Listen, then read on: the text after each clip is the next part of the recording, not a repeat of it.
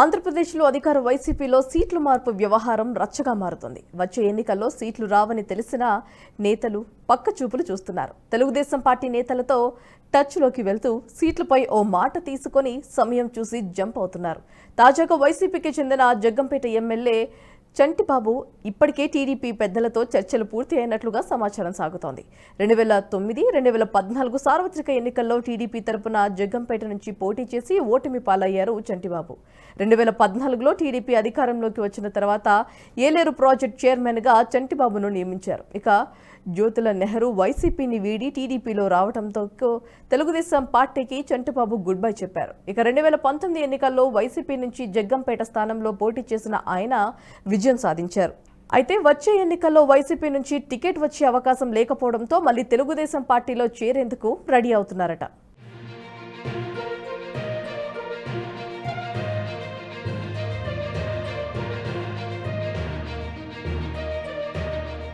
ఈ వీడియో మీకు నచ్చినట్టయితే లైక్ చేయండి, 10 మందికి షేర్ చేయండి. అలాగే కామెంట్ల రూపంలో మీ అభిప్రాయాలను మాతో పంచుకోండి. Nationalist hub group of channels ను సబ్స్క్రైబ్ చేసుకుని తెలుగునాట జాతీయవాద జర్నలిజాన్ని ప్రోత్సహించండి. ఈ వీడియో కింద ఉన్న బెల్ ఐకాన్ పై క్లిక్ చేయడం మర్చిపోవద్దు.